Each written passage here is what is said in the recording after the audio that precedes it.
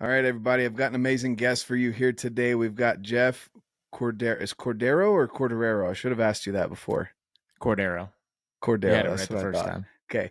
Yeah, I was like, is there another R in there somewhere that I had one of those brain farts? But yeah, so Jeff Cordero, he's from my home state, North Carolina. There's something about North Carolina boys. I'm telling you guys, like, can't beat them.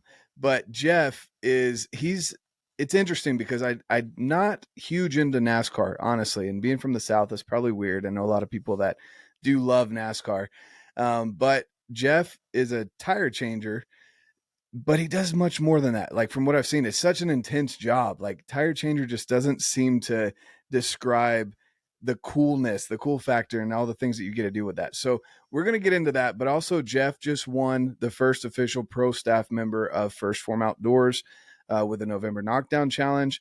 Went out and kicked some butt out there at HQ, and he had an awesome experience there as well. So we're going to talk about a lot of stuff. But Jeff, before we get into all of that, who are you in a nutshell? What do you want the people to know about you? Man, I like to think of myself as just a fun going guy who gets to do what he loves for a living, and very fortunate. I don't take it lightly at all that, what I get to do is very, very fortunate, and for the opportunities that I've had, and just want to be a friend with everybody. That's awesome. So with that being said, again, you're a guy that I've started seeing your stuff as far as I think we started talking a little over a year ago, and you put out some stuff on YouTube, right? You like gear, you're a gear junkie like me. You like to tinker with stuff. You tinker with your bows a lot more than I personally do.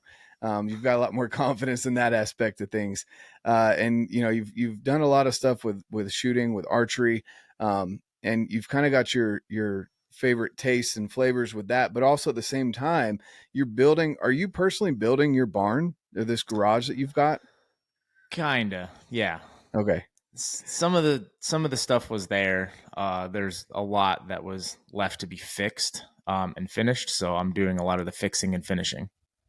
Gotcha. Yeah. So you're putting together this awesome man cave, right? And you get to right now, you get to have a shelter to shoot out of, and so you're out there plugging away with your archery skills. So for those, first off, that don't know much about, well, let's get into NASCAR first of all, because you're passionate about this. Now, I was one of the people that laughed about, people would come back, and I was kind of a Jeff Gordon fan just because my family was Jeff Gordon, and then the rivalry between him and Dale Earnhardt, and then Junior. And so like I kind of grew up around that, just hearing about it, but I was never really a big, huge fan. I was more the guy that kind of was like, oh yeah, another left turn, that kind of joke. That Yeah. was Oh yeah. but there's a lot more that goes into it. And when I started finding out about it, because honestly, I started looking or hearing about it, I can't remember, a couple of years ago, when I started working with First Phorm and seeing that they had, race drivers. And then I was seeing that NASCAR drivers have these special suits that they have to wear, not only just for flame resistance, but because of the forces that your body goes through going a couple hundred miles an hour, and you're going into these turns. It's just ridiculous. And so these guys are generally physically fit. They're not the guys that are sitting back and watching NASCAR, but they're actually an athlete. It's not just sitting there for hours in a car driving your Chevy. Like it's an No. intense sport. And so talk to us a little bit about why you're passionate about NASCAR, why you enjoy tire changing and the intensity of that. So yeah, that's I guess my official job title is I'm the front tire changer on the 24 car for William Byron. That's a Hendrick Motorsports car that used to be Jeff Gordon's old car. He's at the racetrack a lot. It's cool to see him. Um, so I'm just very passionate. I've been passionate about racing in general, probably for as long as I can remember. Any Saturday night that I wasn't playing a baseball game or we had some other prior obligation, me and my dad were at the local short track in Connecticut, and we were just going and watching, and it was just a cool experience. It's something that he loved, and he passed that love of racing on to me, and then it's just been something in my life that's been the constant for as long as I can remember. I kind of got to a point as we grow up, you go to high school and then you kind of go to college, and then sometimes college isn't the answer for people. That was me. I'm more of a I like to use my hands. I like to tinker with things. Obviously, if you've seen the YouTube channel, I'm constantly changing something. And then racing is just that's the perfect outlet for me. It's fast, it's constantly turnover because you're going to a different track every week. And then the athleticism and the aspect of, being able to play a professional sport, man, that just like that was like a highlight. That's what I wanted to do. That's the dream I wanted to chase, and just been fortunate enough to put myself in positions to get those jobs and excel at those jobs, be on some really good teams, win some really, championships in the sport, a lot of race wins, pit crew championships, and just really establish myself as being one of the best in the sport. Yeah. No, that's amazing. And honestly, so let's kind of break it down for people. And I challenge Mhm. them to go and look at your stuff as well.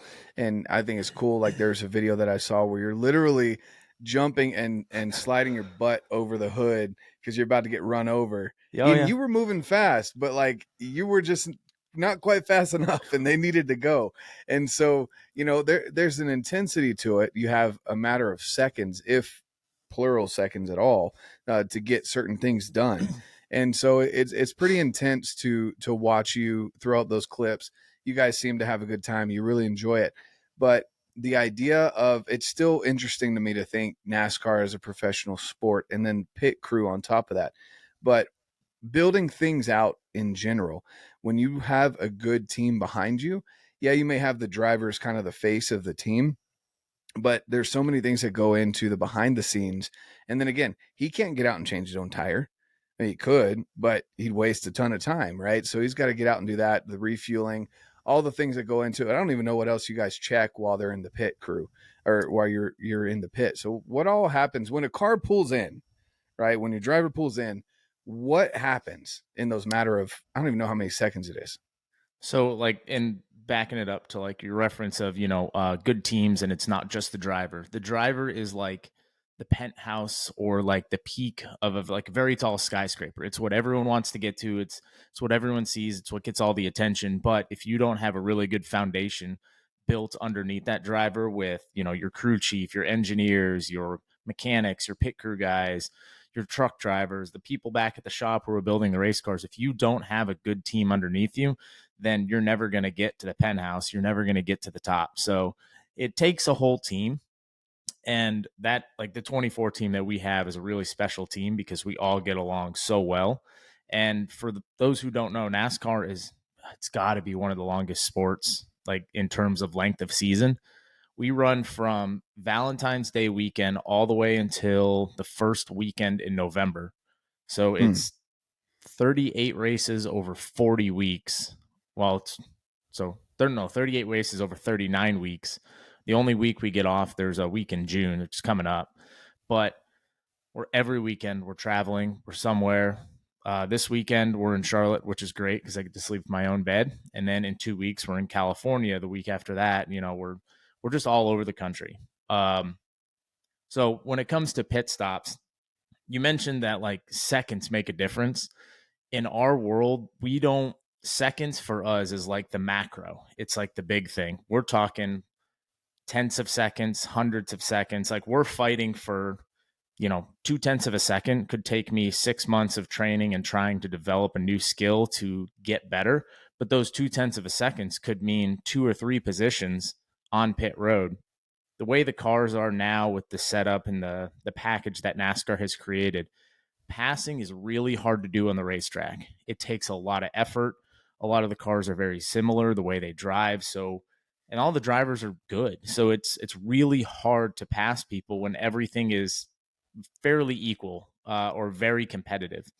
But the easiest place to pass cars and the easiest place to lose spots in a race is on pit road, because when we get to perform and we can make a difference and be an asset to our team and gain our driver 2 or 3 spots for being a half a second better than another team or two or three other teams. So tenths of seconds matters, inches matters. You mentioned the jumping over the hood part. That's one of those things that we've worked on in pit practice. We take right side tires. I have to get back to the wall. Nobody else does. And once the wheels are on, he can leave. I just have to get out of the way. So it's all a choreography. It's all timing. So I'll break down a pit stop for you. Driver's coming down pit road. We have 2 tire changers. I'm the front tire changer. There's a rear tire changer. We have a jackman and a tire carrier and a fueler. So there's a total of 5 of us on a pit crew. What we're going to do is we're going to go out and change the right side tires first, and then we're going to run around and change the left side tires first. So for my job, I'm jumping out in front of this race car.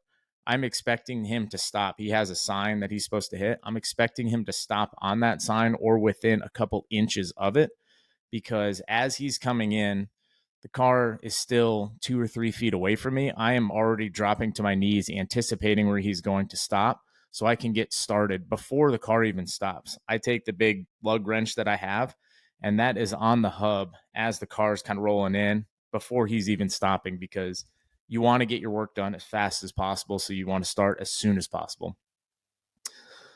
I'll get it up on the hub. We use one big center locking lug nut now. So we're kind of more like IndyCar, F1, the cars that First Phorm sponsors, those ISMA sports cars, they're all one lug. It's kind of it's what all the racing series are going to now. And for me, who used to be really good when it was 5 lugs on the car, I really enjoy this one lug because everybody has to be so good on your team. And like I said, we're fighting for tenths of seconds. They're so hard, and pit stops have gotten faster with the one lug nut that it makes it harder and harder every year. But when the things are harder, the better people, well, the cream will always rise to the top. So make them as hard as you can make them, because I know I'm going to go out there and I'm going to put in more work. I know the guys on my team are going to put in more work. So the car comes in, I get the pit gun on the hub. As soon as I can get that engaged, I'm pulling the trigger, and simultaneously, like I'm going to try to demonstrate, I am putting the gun on the hub. I am grabbing the trigger, and I'm taking my other hand off to grab the wheel at the same time. So while I'm doing 2 things at the same time, I'm trying to pull the wheel off, and then I have to throw it back to the wall. Tire weighs about 55 pounds, and they're kind of like your street tires on most cars these days, except they're just wider and they're way more expensive. And so as soon as I throw that, the jackman then jacks the car up. He takes the new right front tire, puts it on, and then I run the nut up until the gun stops, and I know it's tight. We run around, do the left side, and right now we are the fastest team on pit road in NASCAR. We have the fastest average, and our average is just under 9.5 seconds. So it's a lot. That's a lot for happens. 4 tires. 4 tires, 15 gallons worth of gas. You take your stopwatch at home and hit, start, and you watch the seconds click off. When it hits 9, hit it, and we're already gone.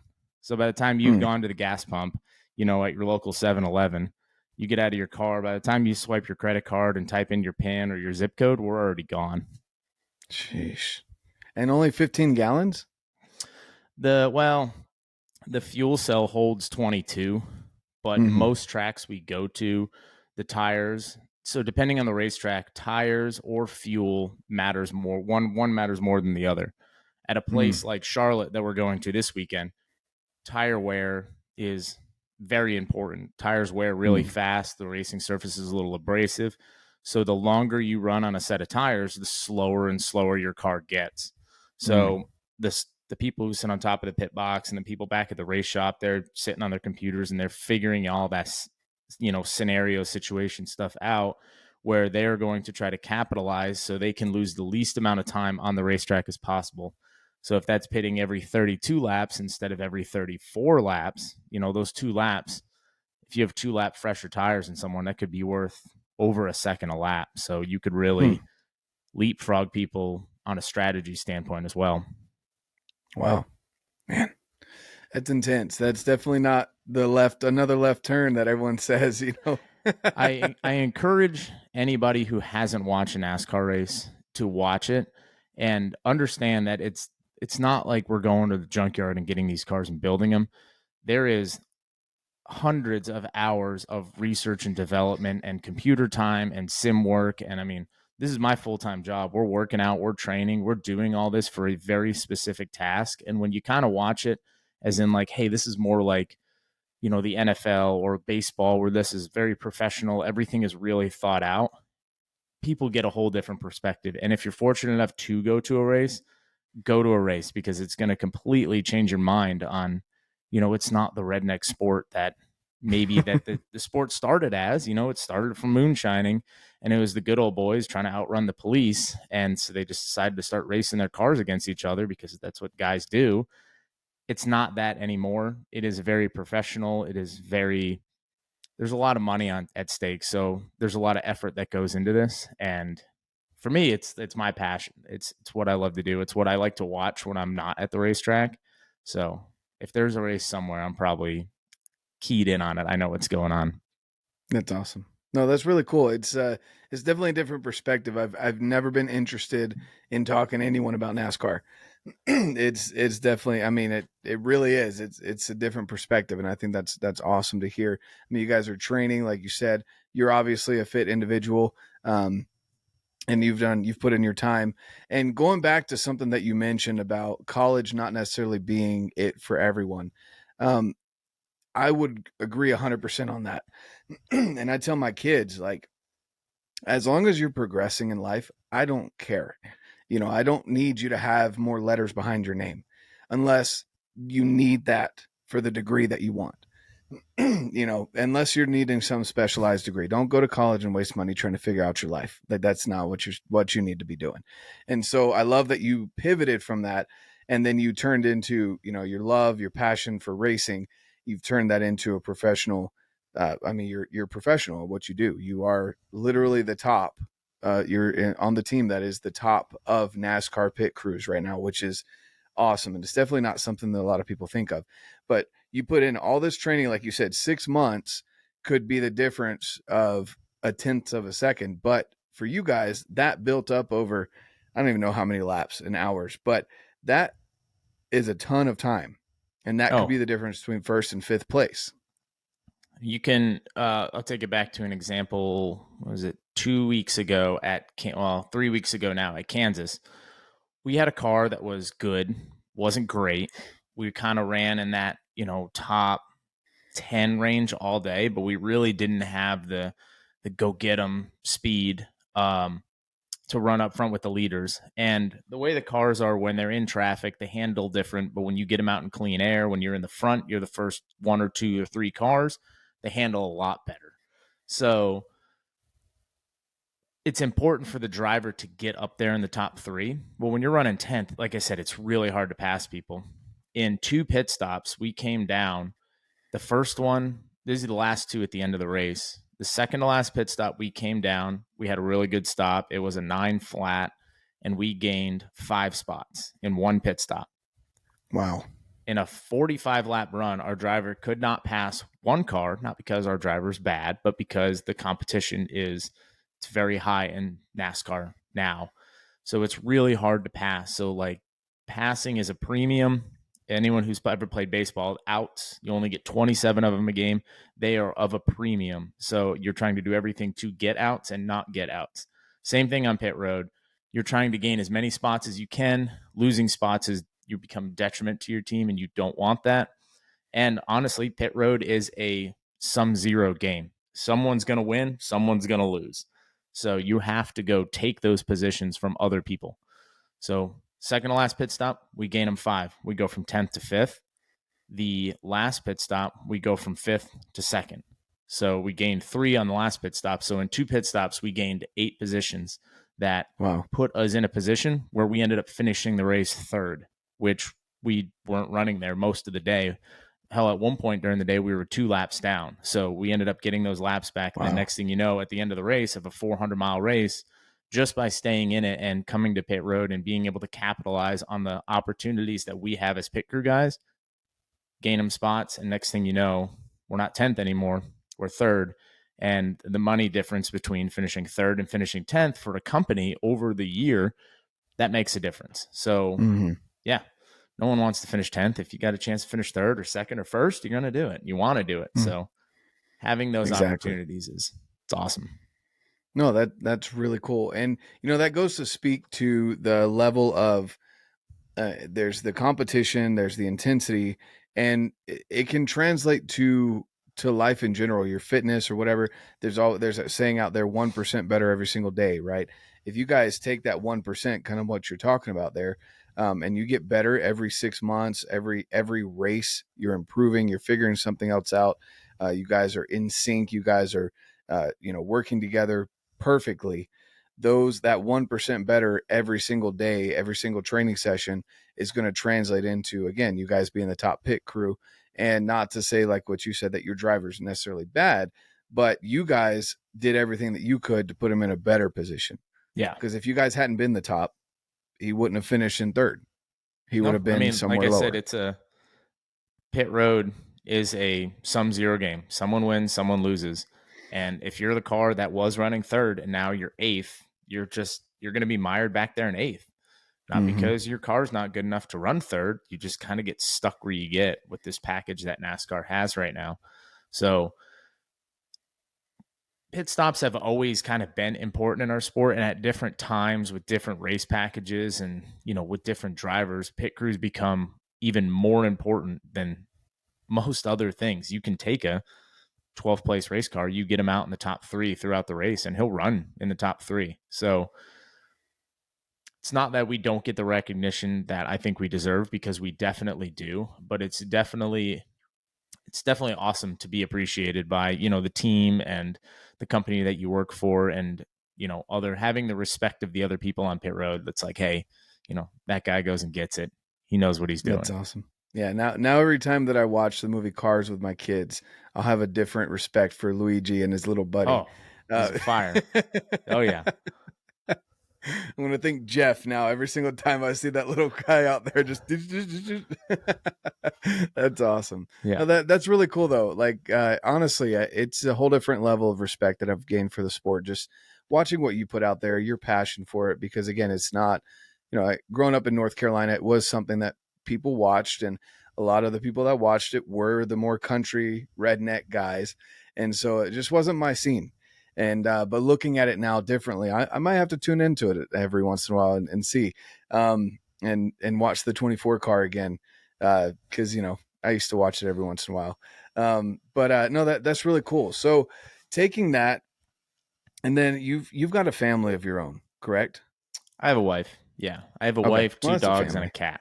That's a All family. right, yeah, you got fur babies. Yes. Honestly, that's really cool that you're able to travel. Does she go with you sometimes? No.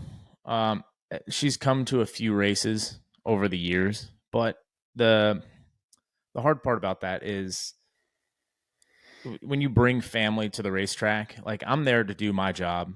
Mm-hmm. Once I put my fire suit on, once I put my helmet on, and it's time to go racing, I it's not like that I have to babysit anybody, but I'm there to do a job, and I will completely ignore you Mm-hmm. 100% of the time, because it's not what I'm getting paid to do. I'm getting paid to pit race cars.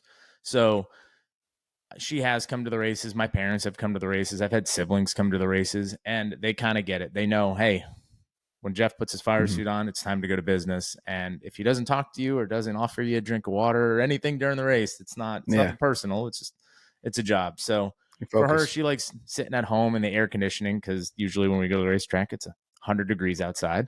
Mm-hmm. And yeah, there's it. Yeah, she'd much rather stay at home and welcome me when I get home.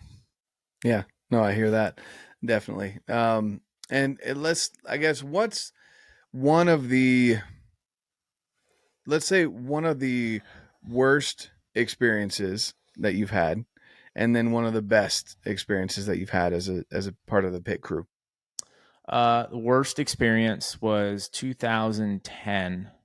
No, yeah, I think it's 2010, Iowa. I slipped in some fuel. I dislocated my patella, tore the meniscus, and that put me, yeah, that was not fun. Wow. No. That put me in a leg cast or a leg brace for a little bit. And that was, 14, 15 years ago now. Yeah, it had to be Mm. 2009. And I still deal with that, and have ramifications from that incident. So yeah, that's probably my worst racetrack experience. I've had bad races. I've had loose wheels. I've been a part of getting in trouble at the racetrack with penalties. And for me, that's just kind of the, that's just part of the business. Like it's, getting false starts in football or Hmm. whatever. It's just part of it. Those things are going to happen, but getting hurt at the racetrack is definitely less than ideal. And that's probably my worst experience. Best experience was Real the quick, how old were you when that happened? 21. Yeah, Hmm. 21. Okay. I was Now like, I'm, there's no way you're that much older than me. and now But I'm yeah. Okay. 35.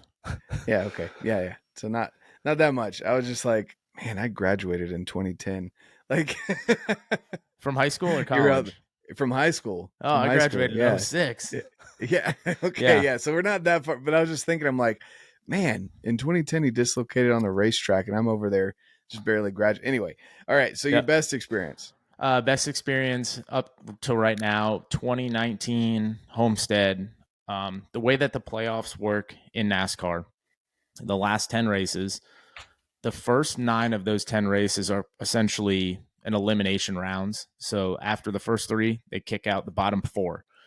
They go to Hmm. the next 3 races, they kick out the next 4. You go to the next, you kick them out. And then it all culminates at the last race of the season, which at the time was at Homestead in Miami. There's only 4 drivers that have an opportunity to race for a championship. 3 of the drivers of the 4 were all from the company that I worked for at the time for Joe Gibbs Racing.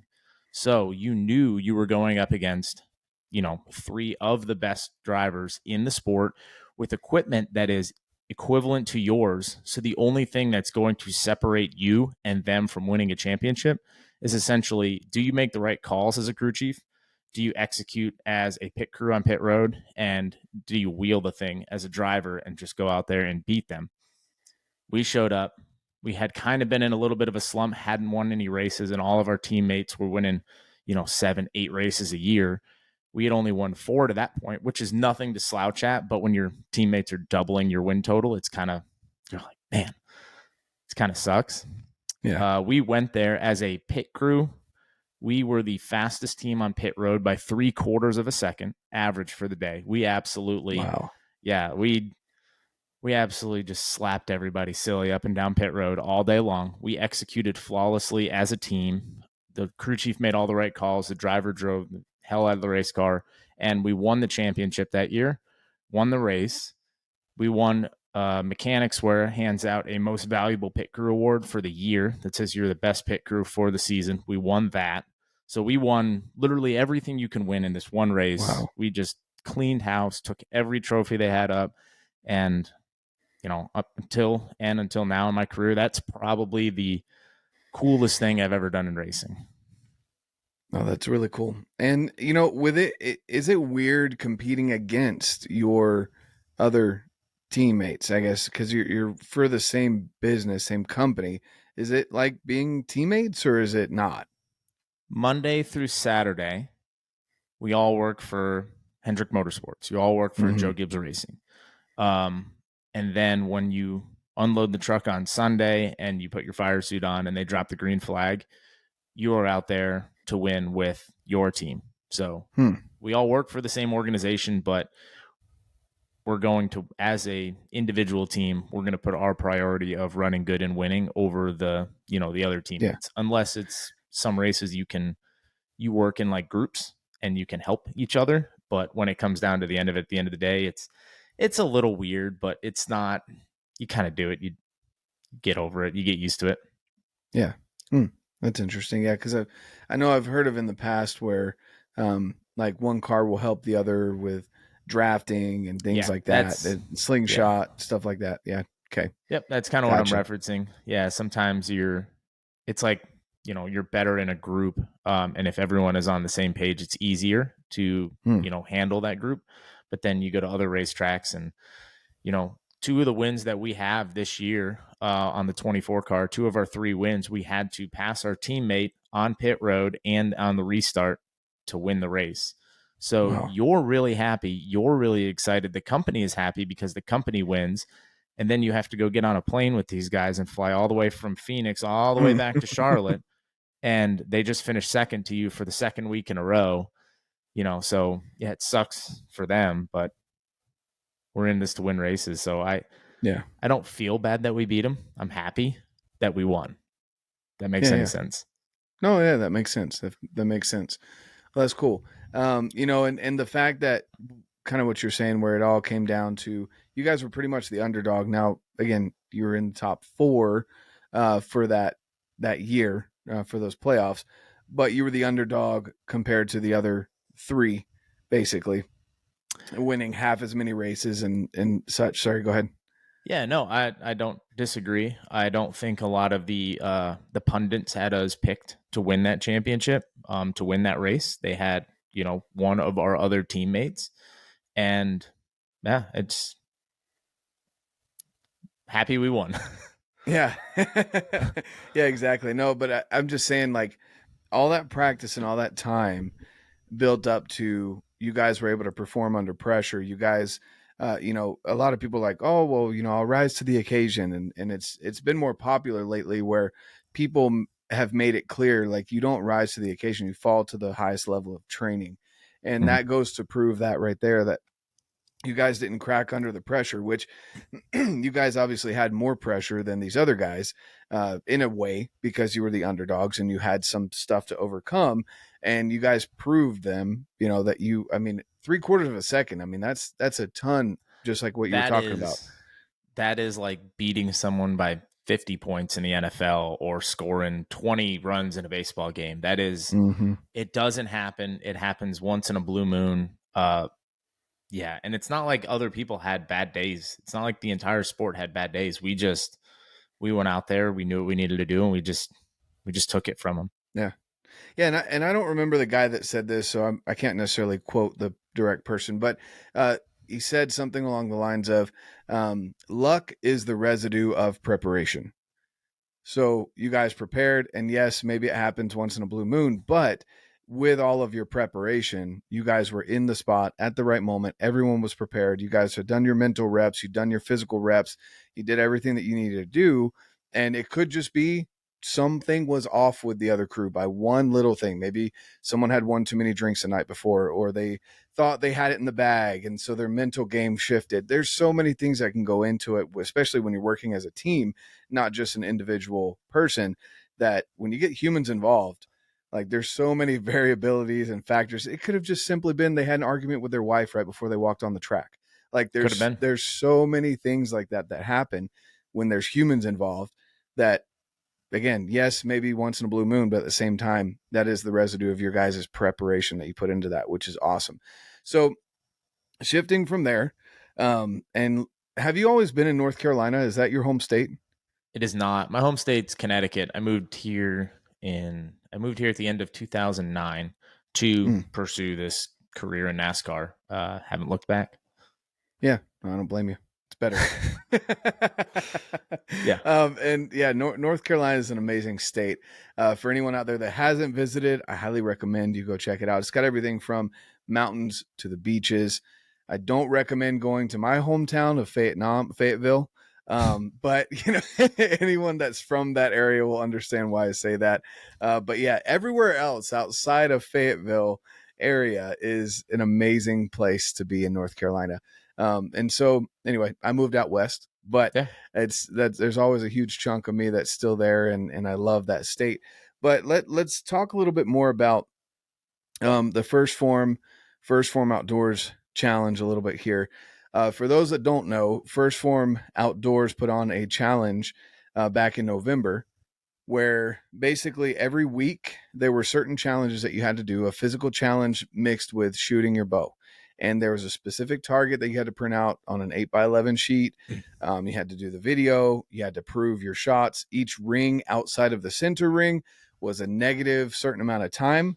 So you added up your time that it took you to do this workout and the time that it took away, or a zero. I think the center point was a zero, right? It didn't add anything or take anything away. You could take away time from your total score, but it was a couple seconds. I think it was 5 Okay. seconds. Yeah.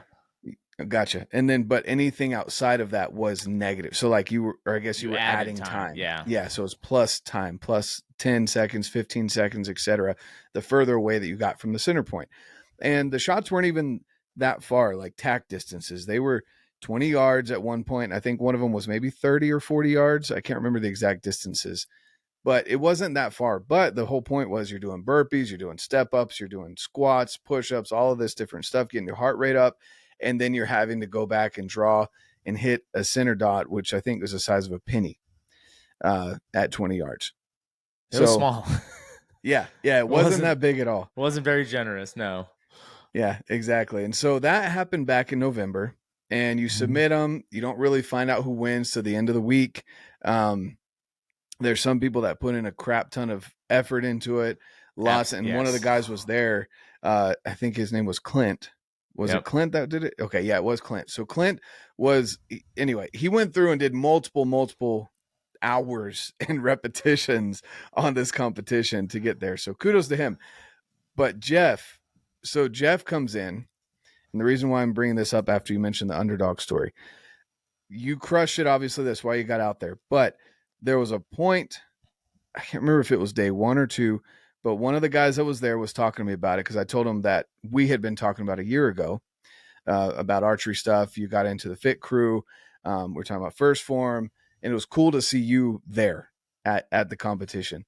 And anyway, let's start with day 1, and then I'm going to get into my point where you did something that impressed a lot of people there. And I don't even know if they've told you this. I'm sure they did. But either way, start with day 1. You show up, and what's going on there? So the winners of this challenge each week get to go out to headquarters, and you're out there the last couple of weeks. So the week that going back to the qualifier, I did all 3 weeks, or I did all 4 weeks. I didn't submit on 1 week because I missed the deadline because of racing. But I don't think I would have had the score to win anyways. Anyway, the week that I won it was a very good workout for me. It was the box step overs and the shooting at 20 yards. For me, I think I did that workout. I did it 4 times. I did it once. I didn't go fast enough. I wasn't really that out of breath. I shot good. I did it again. I was way out of breath, shot terrible. So then it was just a matter of connecting the pieces. To Clint's credit, I'm just going to give a shout out to Clint. He finished second 2 weeks in a row, and then he only had 1 more week to get it done. So we had texted a little bit of that week. I had tested it, and we kind of he had a target score time he thought he needed to get to, and he put in countless hours of just trying to like capitalize and find those. Like I can 100% feel his pain trying to find that 1 second. That's what I'm trying to do for tenths. He has to do it, but he's on a deadline. So he's trying to find that 1 second, and he was able to do it. And it was awesome to get there to meet him, and salt of the earth dude, and just a great competitor. So day 1, we show up. There's 10 of us total. There was 6 of us that had qualified through the weeks because there were some ties. There was 2, I believe, the invitees that they had of people that, that did all the weeks and kind of embodied what First Phorm Outdoors is, and the people, and just being, awesome people. And they brought those guys in and women in to compete with us. And then I think they brought 1 more in to make it around 10, and that was Dale, I believe. And it was awesome. And I showed up, and what I do for work is very fast paced. It's very fast twitch. It's short burst. I'm not doing a lot of endurance training throughout the year. I do endurance training to keep my cardio up for, the long, hot summer days, but I'm not sitting here and I'm not rucking because it has a toll that I have to pay with, injuries that I have in the past. So when we showed up and we kind of were on this farm in the middle of nowhere, and these ruck packs, and we're going to do a lot of running, and I'm like, this is not going to be good. But for me, before we get into this, sorry, because you're setting this story up really well, I'm going to set it up even better. I guess this is pre day 1. You forgot something. You brought your bow. No, I have my bow. So my wife drove me to the airport, and I have a bow case, and I put everything in there, and I lock my bow case. A lot of people, don't like locking things going to the airport. I'm going to lock it because if they ever need to get into it, whatever. It's just a peace of mind thing for me. It's a little tiny, cheap, master lock. It's nothing fancy, so whatever, but it works. My wife's driving me to the airport, the last thing I want to do, because she's going to pick me up as well, is I don't need my car keys. I don't need my house keys. I don't need my truck keys. So I just leave my keys on the counter. We get all the way out there, get into the hotel room, go to start unpacking. And I was going to take my bow out of the case and, start putting things together, make sure nothing got dinged up in travel. I don't have my keys for the lock. Well, I carry a spare key in my camera bag because 9 times out of 10, if I'm with my bow and traveling, I'm going to be recording it. So I'll just go into my camera bag. It's in my camera backpack, not my camera carrying case. So I am out a key completely. Luckily, your bow's a little important for this competition. Just a little bit. There was a point where I was like, I will break this case open if I need to. There was a Menards across the street. I went and bought a pair of, cheaper bolt cutters because I'm like, it's not that big, not that great of a lock, whatever. Maybe it's a chintzy little lock, but it's whatever. I bring it back and I end up bending these things and just can't get it open. And I'm like, I'm in trouble. Luckily, I had the guy who ended up filming for me, who I brought someone in to film because I wanted to focus on the competition. I didn't want to have to focus on getting content. So I hired a guy that I work with in NASCAR to come with me for the weekend, but he was going to come in a day later. So luckily, him and my wife kind of exchanged, and she met up with him and gave him the keys so he could get me into this bow case the next day. And once I found out he had them, he was taking off and his plane landed, I had way more peace of mind. But yeah, that was a little stressful. But like I said, at the end of the day, I was getting into that bow case. Even if I had to buy a new one to get back home, I was getting into it. You could have done a commercial for that lock. Been like, man, this thing's so good. You can't even buy a bolt cutter for it. Dude, I wasn't going to, I bought like a $17 pair of bolt cutters. I could have gone and bought the People don't have to know that. ones, but I'm like, it can't be that hard. Hardened, right? Yeah, no, it was hardened. That's awesome. Okay, so anyway, back to day one. You show up, you're seeing these rucksacks, lots of Phorm. You're not an endurance guy. Well, I wouldn't say I'm not an endurance guy. I have really good cardio. It's something that I do put a lot of importance on because it helps me throughout the season. What I don't have a lot of endurance in is running, like distances. I just don't have a lot of, all the running drills that we do is speed ladders. It's moving around the car. It's getting up. It's quick. So I don't have necessarily the running endurance that I probably should have prepared a little bit more for. I kind of had the assumption that maybe some of the workouts were going to be a little bit more like the qualifying workouts, a little shorter burst, a few different implements. But there was a lot of running at this event. Now, I will say a caveat, and I've told one or two people this when I was there. I said, I might not be the best runner, but I can shoot a bow pretty well. I might not be the fastest runner, but I can suffer with the best of them. There's not a single thing in that, looking at it, that was going to make me quit. It was going to make me go any slower than I had to go. There wasn't a single thing that I was afraid of. It was just, I knew it was going to hurt, and it was going to hurt hard. And it did. And the people that I competed against are some amazing athletes, men and women both. And it was an honor to compete with them. And it just shows you how well people are trained, who are in this outdoor space. And it's not the guy, sinking bush lights on the side of the road, spotlighting deer at night. These are not those people. And they take, fitness and how important it is to another level. And that's kind of where I was like, wow, I'm going to have to suffer to be able to hang with these people. So I was very nervous going into the first workout. And after the first workout, kind of finishing, middle of the pack on the fitness part of it, I was like, oh man, I'm in for a long 3 more days or 3 more workouts for the rest of the day. Yep. Yeah. So for those that aren't familiar with it, I'd say go back and watch some of the videos, the clips and things, because these workouts, I mean, just from the clips, they were intense. Talking with Jake about it, there was some long distance stuff. There was rucking, there was running, there was pulling sandbags up, makeshift pulleys over tree limbs, things like that. And so there was a lot of, yes, endurance, but also strength involved. And And although I agree, and we'll get to how your cardio is definitely important because those high bursts have shown to have a similar impact on your body and your cardiovascular system as long distance training consistently. So there's definitely some trade off there, but you weren't used to that type of pain necessarily that comes along with your previous injury on your knee, but the long distance running and rucking plus weight. And so we get into, when was it that you put an ice pack on your knee? That was after the second workout, which had sled drags, which is Mm-hmm. another thing that it kind of lights me up a little bit.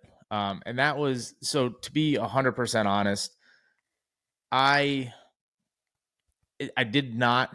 I went there to win. I went there to compete. But at the end of the day, I wasn't going to put myself in a situation where I had to make a decision. Am I really going to risk doing any damage to myself because Mm-hmm. of what I do for the rest of the year? This NASCAR is how I pay my money. It's how I pay my mortgage. It's how I provide for my family. I wasn't going to risk, you know, getting hurt and not being able to do that.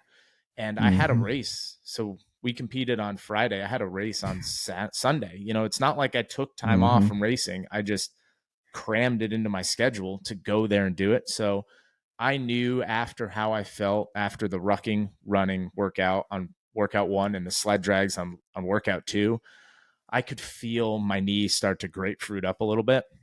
And I know exactly, if I had some Normatec boots to get in or a Mark Pro or a stim unit to put on, that would have been a little better. But I needed to do something for a little bit of self-preservation, you know, for the future. Mm-hmm. So ice pack necessary, definitely. Tried not to be very obvious about it, but apparently other people found out about it because I'm, I say, I guess people didn't tell you. So I'll tell you, when you put your ice pack on, I mean that you were competing against some competitive people. First Phorm yes. headquarters. You walk in there, it's like walking into a room full of your siblings. Like they just are. They're sharks. They love you to death, but they also want to push you and they want to be better than you. So there's that give and take. And even though you guys were coming together and you haven't necessarily been a huge first Phorm family member per se for a long period of time, it doesn't matter. You are part of first Phorm. You came there to compete, and that's an even higher level. It was more than just like when I went to go and worked out at headquarters, and I was getting shit for not re-racking my weights properly, which I Oh boy. re-rack my weights all the time, but they were not 90 degrees from the floor. And Jake didn't tell me this. I'm going to put Jake on That was blast the because I didn't know first the lesson rules. we learned. Oh yes. And so like I had Aaron and TJ working out in the squat rack beside me and Jake. And me and Jake leave. And of course I re-rack my weights. Like I do that. That's what you do. And he was like, did you put them with the P, like the first Phorm logo, 90 degrees from the floor? And I was like, I don't know. So I went running back over to the squat rack, and Aaron and TJ were all like, it's okay, newbie. We got you. Yeah. Hey, you want us to re-rack those weights for you too? And I'm like, oh man, like the entire rest of the day. So that's the kind of atmosphere that you walk into. Plus you're competing. It's heightened. So I'm going to tell you, there were some people that told me, they were like, man, okay, well, Jeff's kind of in the middle upper tier of the pack, and now he's got an ice pack on. Oh yeah, game time. Like there were some people that's the process. They were like, okay, now we've got an edge on Jeff, right? And that's kind of the way. And it's not that they were happy that you were injured, right? But it's Mhm. like I've got a chance now, kind of deal. And so that's what was going through the minds of certain people. I won't list them off and put Nope. them on I don't even blast need here, to know. but yeah, but that's the mindset that some people had when they saw your knee wrapped up in ice. So anyway, so you wrap it up in ice and then you go into, what was it, competition 3? Yeah, competition 3 that was a workout that I did really well at. It Mm. wasn't some of my best shooting, but that was, so workout 1, it was like a shotgun. It was literally a shotgun start. That's what Jake used for his 3-2-1 he's, bang. Like it was a he is a shot. redneck. Yeah. Like, I mean, it's fitting. Like it fit. I yeah. laughed. I was like, this is perfect. So workout 1, shotgun start. Everyone takes off. We're all doing the workout together. Workout 2 is the exact same way. So from a competitor standpoint, you are watching the people ahead of you and behind you, and you're doing the game to, I'm going to go as hard as I need to go to keep this person behind me. But do I have to go hard to catch that person, or do I have enough to catch them? No. Well, then I'm going to do as what I have to do to keep this other person behind me. So, or you get up close to someone, hey, how can I push this person to go a little harder out of their comfort zone? I'm going to try to get right on their heels, but not pass them. I'm going to make them work really hard to stay ahead of So me. they shoot worse. So you shoot worse, or you put them in less than advantageous positions. Workout 3 was the only workout, and I knew I had this one as soon as they told us what the workout was. This is a workout I knew I could capitalize on because it was a staggered start. So you go, and then once you get to implement 1, you get all the way to implement 2. That's when the next person goes. So you're not directly competing with the person. You don't see where everyone's at. So for me in a workout like that, I knew if I could push the pace really hard in the beginning, especially, that people might be a little like at the end. I'll spoiler alert, at the end of that little workout, there was a hill sprint. I knew in my head by the time I got to that hill, Jake's a liar. It's not going to be a hill sprint. It's going to be a hill walk because you're going to be out of breath. It's steep. You're not going to do it. So I knew I personally was going to power walk up that. And then I knew most other people would be too. So for me, I knew if I could go really hard in the beginning of the workout, by the time you get there, everyone's going to be walking and everyone's going to be breathing heavy. So if you can gain time in the beginning when other people don't necessarily see you gaining time, you can do better. So that's where that was right after the ice pack, and I just hammered it right out of the gate on that one as fast as I could through the first 3 implements, and then just kind of survived at the end. And that was a point where I was like, all right, I'm in it. I know I'm in it. And as long as I can, finish strong, I will put myself in a position where, I'll have a shot depending on how everybody else does. That's all you can ask for, is to put yourself in a position, because everyone is such a competitor. People were, very fit, and not that I'm not, it's just, I probably wasn't conditioned in the way I should have been, in the terms of running. But there again, my history and what I do for work, it was important for me to be fit and be there to compete, but I couldn't put in the effort or the training volume that I needed to, run with heavy loads. Yep. No, exactly. So the end of that competition, you nailed it. Obviously you crushed it. And, did you know before they announced your name that you had won? No, I knew when the workouts were over before we started announcing it. I knew that I put myself in a position where I was definitely in the top 3. And depending on, I also too, maybe it's because of what I do professionally. I compete all the time. So every weekend is a competition. Every practice session is a competition. So I have tens of thousands of more hours in a competitive setting where real money is on the line, and every weekend. So I have learned to stay in my lane. Like, I pay attention to what I'm doing.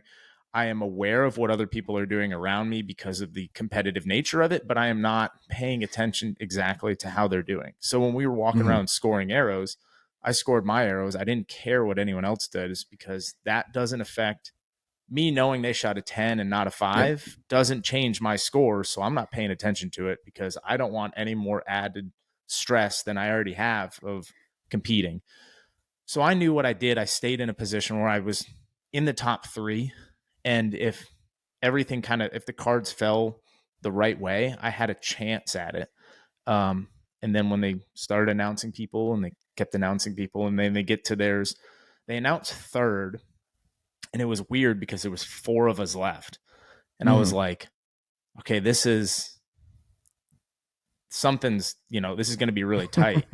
And then they said there's a 3-way tie for 2nd, and the gap between 2nd and 1st was only 2 points, which could have been 1 arrow, 1 position in a workout, a 2nd at the finish line. There was a workout where I knew I beat 2 or 3 other people by 2 or 3 seconds. That could have been the difference. And they started announcing the second place guys, and it was one of them, and it was the second one, and then the third name was announced, and I was like, my name wasn't called. Oh, oh, Oh. wow. But like I was genuinely surprised, but I wasn't surprised because I knew I put myself in a position to do it. But it's, you're you're just sitting there waiting, and there's a Yeah, handful of people who know, but you don't know. So that was it was an awesome experience. Yeah. that's really cool. That's awesome. Yeah.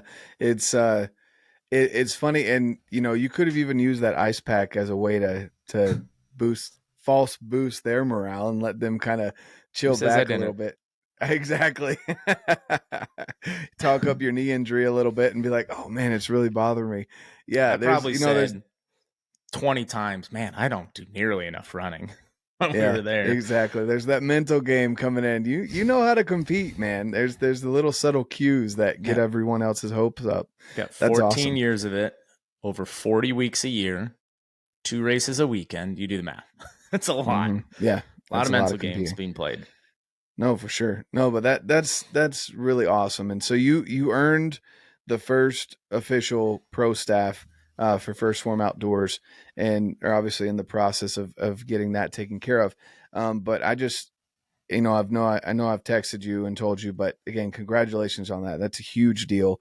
And as First Form Outdoors continues to grow as a branch of First Form, and just going to get bigger, and things are going to get better, and these competitions are going to get stiffer. Oh, yeah. And yeah, I mean, it was already obviously very stiff to begin with, but the fact that you were able to come in and this was your first time getting after it, like in this aspect of things. You obviously been shooting your bow for a while, you've been training your fitness for a while, but I wanted to get to a point where what we were talking about with your cardiovascular here. So this is something that I know Dan Elkshape talks about all the time because he's not a runner, and he doesn't ruck very often, and so he's all about that high intensity, quick burst, get yourself into the zone 3 as much as possible, zone 2 as well, while you're getting those workouts in, cardio with the barbell kind of stuff. And so he talks about that, and then he can go out and he can run. He won't beat Cam Hanes, obviously, but he goes and runs with Cam Hanes, and he can recover from that. We're going to talk about how you were able to go from competing in that high intensity setting, pushing yourself, and then going and throwing tires 2 days later, day and a half later, and how there were so many other people that I saw in the group that were in excruciating pain for the next couple days, just trying to overcome that. And I'm sure you had some soreness, some stiffness, but you weren't nearly to that level, to the point where you were able to perform and still compete at a high level in the pit crew. So walk us through kind of really how you felt, because obviously you weren't showing a lot of that, but were you really like that, recovered like that, or On what was Sunday, going through your? Yeah. I was not recovered on Sunday. Okay. I talking like immediately after, like I said, all the people that we competed against, we Mhm. immediately all became friends, and we got in this giant group chat. And for the next 2 days, people were talking about how they couldn't walk, how they couldn't sit down, how they couldn't do anything. And then I took a picture of me at the racetrack, and they're like, "We don't even know how you got there." And I'm like, "It's just." I was definitely tender and sore. There was that race specifically. Talladega is a very low volume for pit stops, so it was a perfect race for me to be a little sore and tired for. Where if it was this weekend coming up in Charlotte, we're going to do 13 pit stops. It's not a weekend you want to be sore for. It's a weekend that you kind of prep yourself to be primed for. Mhm. I also, if anyone's curious, I had to take a drug test on that Sunday for NASCAR as a random. So if anyone was curious about how I was for the first form, I was all Mhm. clean, passed the drug test. It's all good. No, but it They just, saw you walking around with Dale Beatty, and they were like, "Man, did he get into yo, like?" yeah.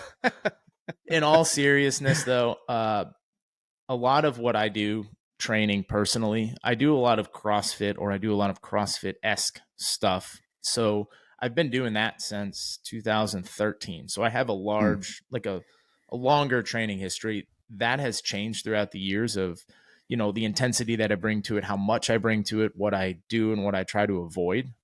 As I've gotten older, I've kind of tailored it to fit me a little better. So I do a lot of riding the bike. I do a lot of rowing. I do a lot of ski erg, wind sprints and the Airdyne or the Echo bike. So from a cardiovascular The Hell standpoint, bike. I think it's terrible. Yeah. From Echo and Assault and all those other, you spell them HELL bike. That's yes. what it is. Yeah. So I'm really good at maintaining a cardio level, and then doing some of the CrossFit, the odd object stuff, and then just being at the racetrack and being hot and miserable and just having to deal with it and being able to not focus on how much my legs hurt and how sore my hip flexors are or how bad my calves feel like they're tearing, but just to be able to focus on when I grab the arrow, this is the shot I'm going to make. None of that other stuff matters. Shot goes off, good shot, time to go do the next thing. And then when the workout's done, then you can wallow in the misery of it. But there's only so long you can do that before the more you think about how sore you are, you can kind of extend that, like it feels worse than it is.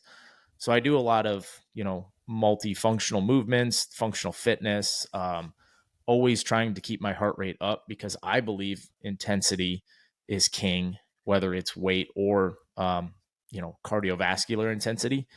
It makes me feel better.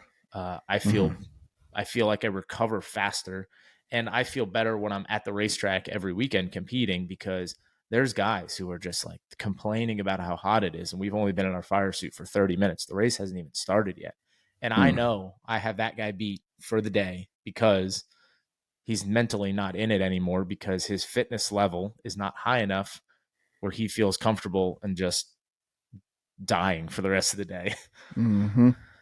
Yeah, no, exactly. That's, and that speaks to, I mean, your career, but also just your level of training. You don't have a desk job. You're out there, you're working your butt off, even though like your probably normal day is probably a super intense day for most people, as far as training goes. And so that's awesome. And I honestly can't think of, obviously everyone there earned their spot there. Absolutely. And so they competed well. And like you said, it was by 2 points that you won. There's a 3-way tie for second. Like there's a lot that went into this year. And there's already people that were saying, hey, we're training for next November Knockdown. They started the day after, or, and so it's intense. It's awesome. I highly recommend people to go out and watch for this coming up November. But more than anything, just your level of preparedness showed. And like you said, the cream rose to the top. Obviously, they're all cream of the crop that was there, but even more so, those little minuscule, going back to your time, with pit crew, the tenths of a second is what won you the race in this aspect. And so, for those of you out there doubting fitness levels of NASCAR athletes, there you go. So, So as a caveat to all of that, like being physically fit is very important, but being mentally fit, being able to, get on the hell bike and go ride it and know you're going to do 20 intervals. And when you get to interval 9, you feel like throwing up, can't do it anymore. You can't maintain the pace that you wanted to keep, but mentally, I'm not going to quit. I'm going to just suffer through those last 11, even if the pedals are barely moving, because yeah, I might not be getting the stimulus I want anymore, but I am mentally building a foundation and the mental fortitude to be able to take advantage of other situations when people can't. So being mentally fit, especially in a competitive setting, is just as important as being physically fit, and, challenge people to go out there and do something that is tough, not just because it's physically tough, because it's mentally tough. I mean, I ice bath in the morning the first thing I do when I get to work. I get there an hour before most people. I ice bath, I get out of it, I ride the bike for 10 minutes, and then I stretch. I only do the ice bath because it sucks. That's why I do it. Like I'm sure there's health benefits to it. I know there is, but for me, it's just that one thing every day that I don't want to do, but I've told myself I'm going to do it, so I do it. So you start laying those bricks and those foundations, and it pays off. And I've been doing that for a while, and now it's just a part of the day. Exactly.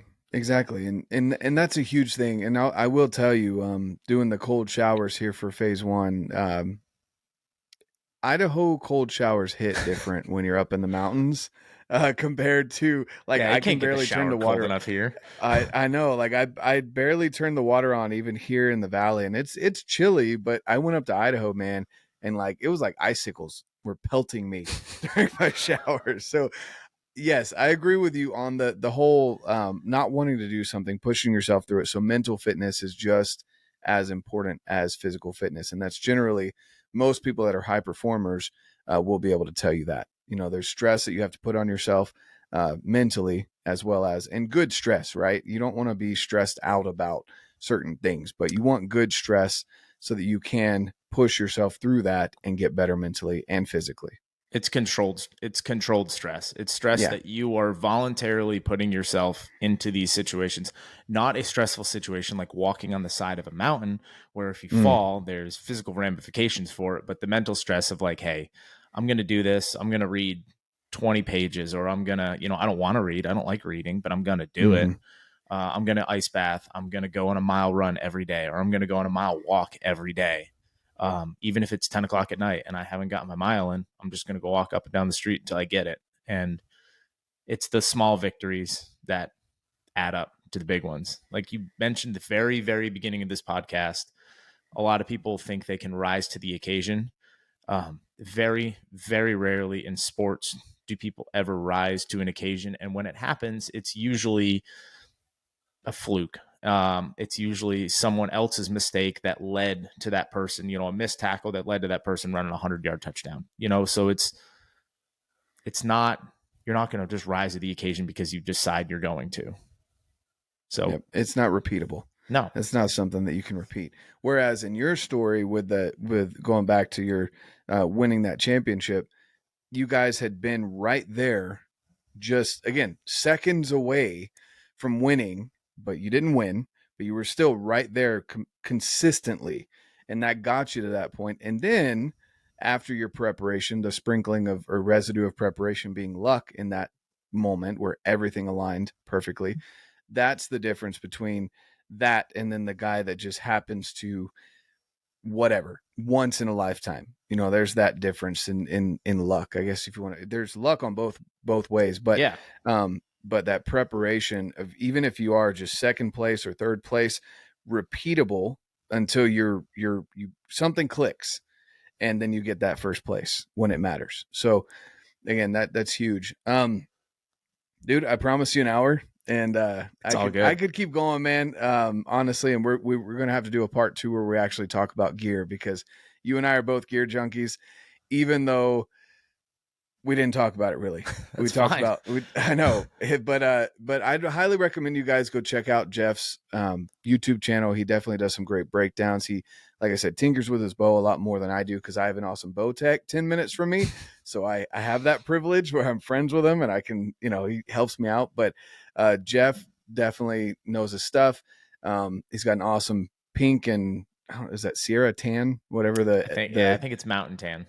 yeah, the mountain tan Mountain and, tan. and pink bow setup, which is awesome. Obviously, you're not getting rid of that one now that you won the competition. Right? So, No, no, but I really like it. yeah. But anyway, go check out Jeff's channel. I'll leave his stuff down below so you can check out his links and future things that he'll be doing with First Form as well. But also, more than anything, guys, like just opening up your eyes to the fitness that's involved in NASCAR as well. All of the things that Jeff just basically shares from his normal everyday life. And then, of course, the gear junkie side of things. But Jeff, where can they find you? Like I said, I'll leave the links down below, but go ahead and shout them out. So I'm on Instagram. It's at Jeff Cordero _. YouTube, it's the same at Jeff Cordero _, or you can just search Jeff Cordero. I'll probably be the first one to pop up. And then, yeah, that's it. You find me there. Leave me a message. Drop a comment. If you got any questions on anything, I like talking about this stuff. And like you said, we could totally do a part 2 podcast where we just talk about all our gear, because that's what I love. Exactly. Tinkering, man. It's so much fun. But yeah, I appreciate your time. I really do. And I love what you're doing, man. Look forward to seeing more things here in the future. And like I said, we'll do a part 2 And everyone out there listening, go check out his stuff. Again, links will be down below. And thanks so much for tuning in. And of course, get out, live your life, and love it.